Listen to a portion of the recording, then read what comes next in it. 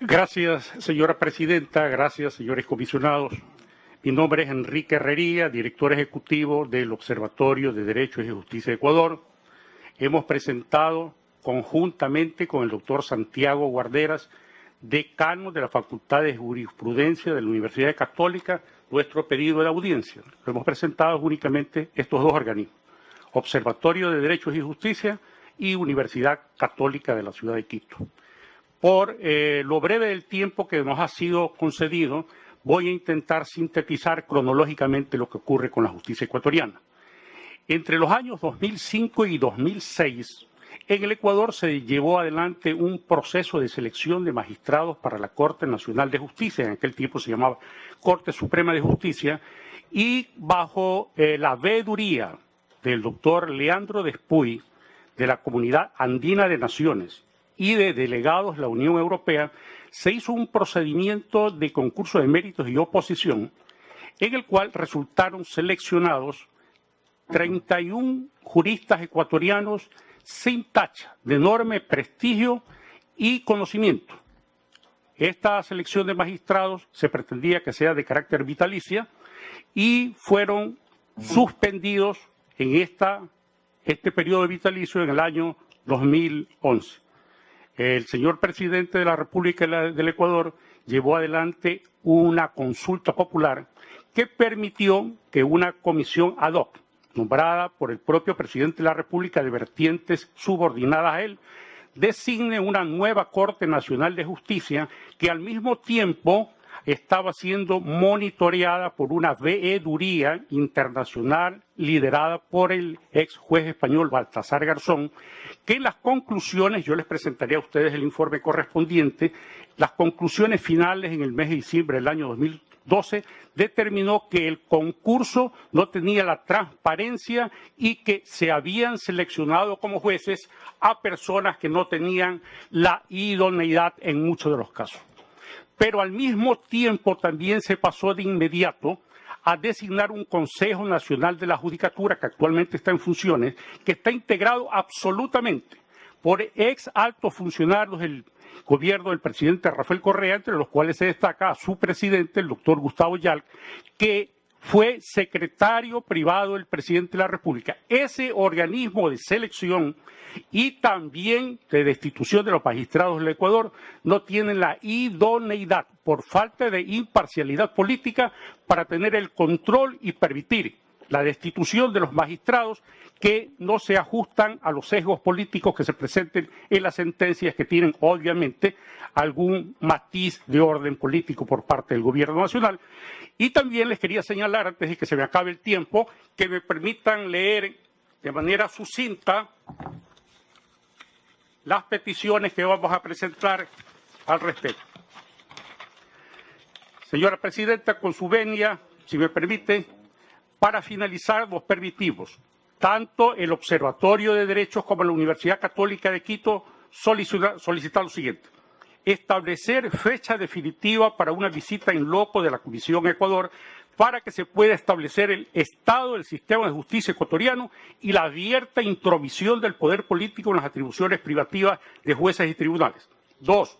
Realizada la visita en loco, elaborar el correspondiente informe sobre la falta de independencia del sistema de justicia ecuatoriano, formulando recomendaciones al Estado para dar cumplimiento a lo establecido en la Constitución ecuatoriana, en el artículo 168 y en los instrumentos internacionales de derechos humanos que garantizan la independencia de los operadores de justicia.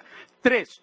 Recomendar al Estado ecuatoriano la derogatoria de la frase error inexcusable establecida en el numeral 7 del artículo 109 del Código Orgánico de la Función Judicial. 4. Recomendar al Estado ecuatoriano la depuración de la Corte Nacional de Justicia de acuerdo a lo establecido en el informe final de diciembre de 2012 de la Veeduría Internacional que objetó la designación de jueces. Y, por último, recomendar al Estado ecuatoriano la sustitución de todos los miembros del Consejo de la Judicatura. Muchas gracias, señora presidenta.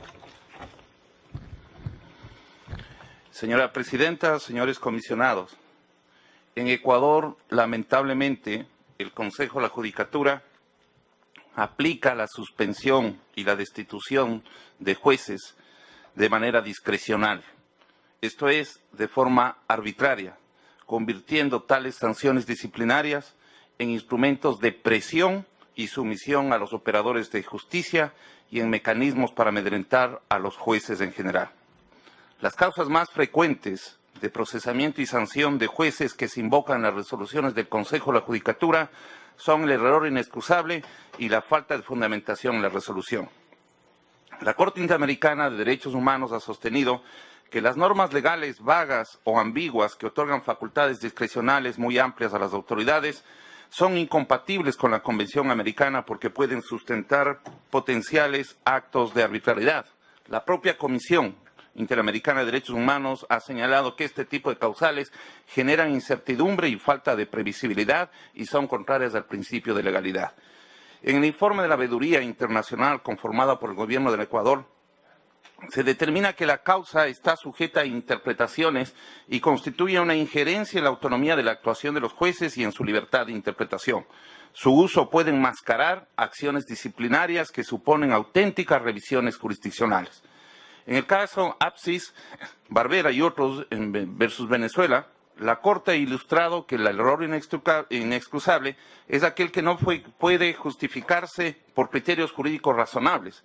Y además ha señalado que se trata de un concepto jurídico indeterminado, indefinido, por lo que se requiere en cada asunto particular ponderar la actitud del juez normal y, de acuerdo a ello y a las características propias de la cultura jurídica del país, establecer el carácter inexcusable de la actuación del funcionario. Las cifras tomadas del informe de Luis Pázara son: en el Ecuador, entre julio del 2011 y enero del 2013, el Consejo de Transición instauró un total de 1.600 procesos disciplinarios contra jueces. Esta cifra superó en 334 a los 1.273 procesos disciplinarios contra jueces planteados en los 3 años anteriores. De estos 1.607, 244 terminaron con la destitución de los jueces y de esos 244, en 132 se invocó como causa de destitución el error inexcusable.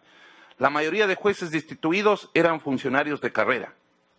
Entre enero y noviembre del 2013, el Consejo de la Judicatura, en su actual composición, inició 455 procesos disciplinarios, de los cuales 136 concluyeron con la destitución de los jueces y de esos 136, 88 fueron por la misma causa. La mayoría de estos procesos, además, se iniciaron por denuncia formulada por un funcionario del gobierno. Ahora bien, en el Código de la Función Judicial se prescribe como una de las facultades correctivas de los jueces declarar en las sentencias y providencias respectivas el error inexcusable de servidores judiciales y comunicar al Consejo de la Judicatura a fin de que dicho órgano sustancie el procedimiento administrativo para la imposición de sanciones. Es decir, para que el Consejo pueda instaurar un proceso disciplinario por error inexcusable, es necesario que un juez en derecho lo declare previamente y luego lo comunique al Consejo. Dado que este error es de naturaleza jurisdiccional y no administrativa, lo lógico es que sea otro juez con potestad jurisdiccional quien determine la comisión del error inexcusable. Si se trata de un asunto jurisdiccional, no cabe que quien lo resuelva no sea abogado. La Constitución del Ecuador no exige que todos los miembros del Consejo deban ser profesionales de derecho. Por ello resulta paradójico que en el Ecuador un ingeniero civil juzgue el error inexcusable de un juez. También esta interpretación se sustenta en que no se puede admitir a trámite la queja o la denuncia si en ella se impugnare criterios de interpretación de normas jurídicas, valoración de prueba y otros elementos netamente jurisdiccionales. La Comisión de Derechos Humanos ha puntualizado sobre este aspecto que está prohibido en el derecho internacional establecer como causal disciplinaria actuaciones relacionadas con el juicio o criterio que se desarrollen los operadores de justicia en alguna resolución. Concluyo mi intervención con lo que decía la presidenta.